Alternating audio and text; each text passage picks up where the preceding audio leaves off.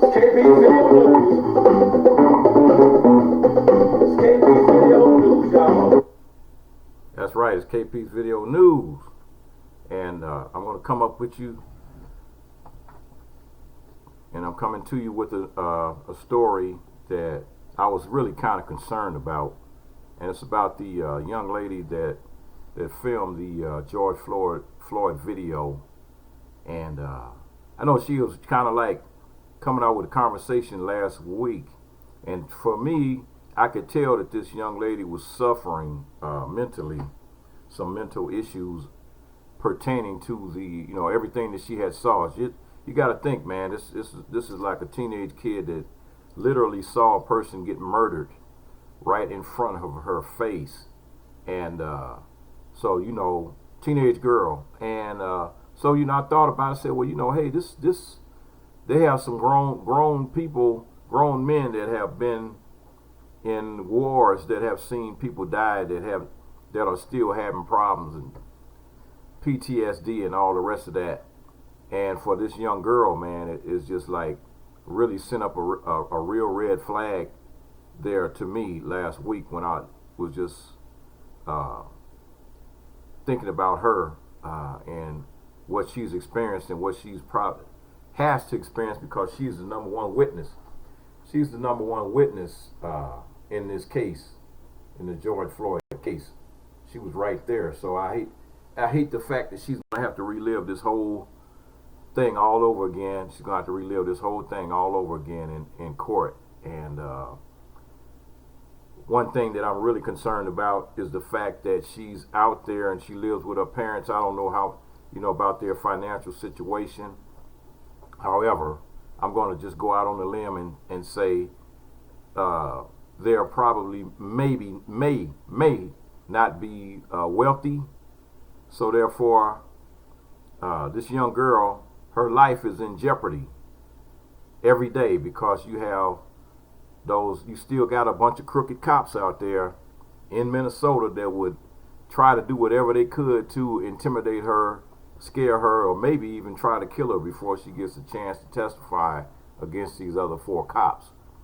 So I'm putting it out there real. I'm putting it out there just the way I'm feeling right now. I think her life could be in jeopardy. So we need to make sure that she's totally protected. And basically, she needs to be getting some scholarship offers, and I know they said they were trying to do things for George Floyd's daughter. I'm not taking nothing away from that. What I'm saying is, this young girl that took this video, she needs to be getting a scholarship too. Somebody needs to be offering her a scholarship, and also some type of financial aid or financial assistance, if that's something that they possibly need. That family could possibly need us financially at this time, and physically, to protect her at this time. So I'm going to read this story here, and you make up your own decision. Darnella Frazier, a teenage girl who recorded footage showing the moments leading up to George Floyd's death, has been receiving therapy for trauma. Her lawyer said, "I know she's doing very well under the circumstances, and she seems to be really very positive, and that's encouraging." Lawyer Seth Coben told the Daily News, "I suspect talking to the therapist is probably very helpful, just being able to get this story out and not keep it bottled up inside." Floyd, an African-American man, died May 25th in Minneapolis after an arresting officer kneeled on his neck while he was handcuffed. An ex-Minneapolis police officer, Derek Chauvin, was charged last Friday with third-degree murder. However, those charges have been changed to second-degree murder, with the criminal complaint accusing him of kneeling on Floyd's neck for more than 8 minutes. And the autopsy has and the independent autopsy both determined that Floyd's cause of death was a homicide. The video by Frazier shows that Chauvin, with his knee on Floyd's neck, was an widespread outrage. Chauvin and 3 other Minneapolis cops have since been fired, and all have been charged. in this situation. The other 3 cops just got charged yesterday. And FRAZIER, who spoke with officials from the FBI Civil Rights Division and the Minnesota Bureau of Criminal Apprehension on Saturday to provide a witness statement. The teenager and her family have decided not to stay at their home, which is located near the site of the incident. FRAZIER addressed the online critics accusing her of not doing enough to help Floyd in a Facebook post last week. Fighting would have got someone else killed or in the same position George was in, her post reads. If it wasn't for me, 4 cops would have still had their jobs, causing other problems. My video went worldwide for everyone to see and know. I love that young girl, and we got to be praying for you. I would definitely be praying for you, and as soon as I find out any information, if it's a GoFundMe page or something out there for Darnella Frazier, I would definitely post it up, and she can definitely get some money from me, because I'm telling you now, man, if it wasn't for that video, those cops would be out there on the street, man, trying to kill somebody else, trying to, do something bad to somebody else. So they're off the streets. Keep them off the streets. All right, here's a news flash about the Ahmaud Arbery case here. I'm kind of putting these 2 together. So, news flash, the man who filmed Ahmaud Arbery killing hit Arbery with the truck before the shooting. So the suspect, whose cell phone video captured the fatal shooting of Ahmaud Arbery, not only helped ambush the unarmed young man, he also hit Arbery with his truck during the February pursuit. A Georgia investigator testified Thursday. William Roddy Bryan, one of the 3 white defendants charged with murdering the 25-year-old black man, struck the victim with the side of his vehicle moments before Arbery was killed. A special agent Richard Dow claimed during the first major hearing in the case. The testimony contradicts Bryan's claim that he was merely a witness when the father and son Gregory and Travis Michael chased down and shot Arbery, who was jogging in a rural neighborhood outside Brunswick. I truthfully need to be clear of this because I have nothing to do with it, and that's what Bryan said last month when he went on TV and did a video and did a story online. Not online. It was on national TV. Come to think of it. So he said just straight up lied. Anyway, the 50-year-old suspect has been charged with murder and criminal attempt to commit false imprisonment. He was arrested days after state investigators charged McMichaels with felony murder and aggravated assault in the case that has shocked the country and helped fuel the ongoing nationwide protests against the systematic racism and police brutality. Arbery, who lived just 2 miles from the crime scene, has been described as an avid runner and appeared to be jogging at the time of the shooting. Dow told the Glenn County Court on Thursday that investigators who examined Bryan's pickup truck after the February 23rd incident found a dent, fibers from Arbery's white shirt, and handprints. The victim managed to escape and change direction before Bryan and the McMichaels blocked him in again minutes later. Bryan's viral video shows the younger McMichaels fatally shooting Arbery during a struggle over the shooter's weapon. The suspects told the police they suspected Arbery was behind a series of burglaries in the area and decided to confront him that day. The victim had been seen on surveillance video wandering around a home under construction, but there's no evidence that he ever stole anything from the property, prosecutors have said. If there wasn't a tape, we wouldn't have known what happened. I hope that in the end it brings justice to the family and peace to the family.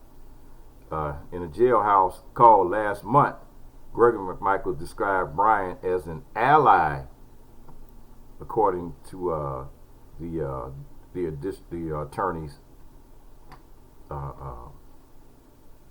investigation.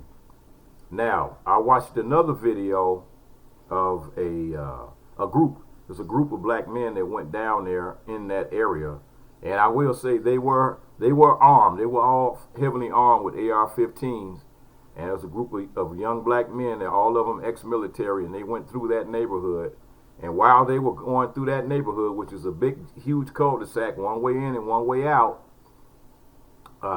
one of the ladies that, old white lady that lives in that area, came out and talked to these young brothers, and she told them that this group, everybody that lives in this area, is pretty much card-carrying Klan members, and they all attend the same Klan lodge. They all hunt together. They all fish together. They all go to each other's house drinking beer and all this rest of this stuff. So they all socialize with each other all the time. However, the house that they were talking about that they claimed that Arbery was in was so far away from the McMichael's house that you could not see this new house that was being built. You couldn't see that house from where the McMichaels lived. So obviously somebody did call them and tell them that he was in the neighborhood. They didn't see him. Somebody called them, and then they went out and they sought after him. So this old lady that came out was like, yeah, these guys are they're just some bad people over here. And for an old white lady to come out and basically address a group of young black heavily armed men, and I guess she when she saw them, she felt safe. So here we go. California mayor resigns after sending an email that said no good person of color was ever killed by local police. Wow. The mayor of ex-mayor of Temecula has resigned after sending an email that said he didn't believe there's ever been a good person of color killed by a police officer. The former Temecula mayor, James Stewart, announced his resignation last night, day after saying the word good was a typo mistakenly added to voice-to-text transcript. So you're going to hear about this, he wrote in a social media post Wednesday after the email started circulating on social media. I sent a voice text last night to a person concerned about police officers and their sensitivity training. I'm very well known for my dyslexia, so I voice text everything, he wrote. Unfortunately, I did not take the time to proofread what was recorded. I absolutely did not say that.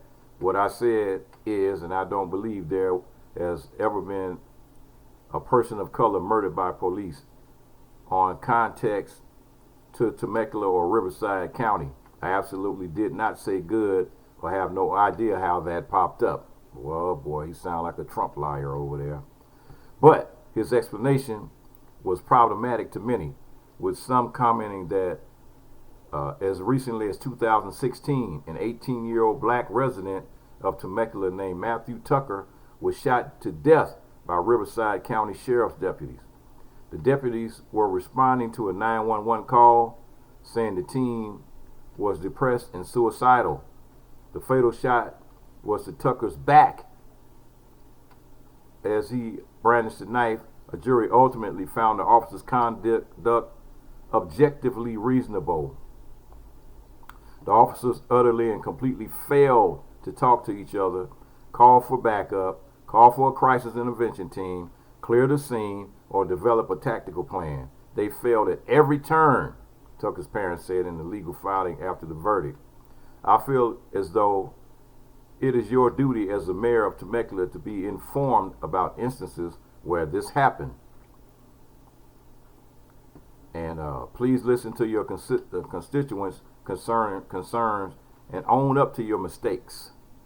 This resignation note Thursday night, Stewart said he was deeply sorry. I owe everyone an apology, including our citizens of all backgrounds and ethnicities, city staff, and respected colleagues of City Council. You have every right to be hurt and offended. My statement and off-the-cuff response to an email on a serious topic added pain at a time where our community and our country is suffering. I may not be the best writer and I sometimes misspeak, but I'm not a racist. Blah, blah, blah. deeply regret this mistake, and I own it entirely, and I'm truly sorry, he said. And Temecula is poised to close this chapter and continue our long-term commitment to preventing racial injustice in any form on this day of Mr. George Floyd's memorial service. And on behalf of the council colleagues of the city of Temecula, offers our prayers and heartfelt benefits and condolences to his family.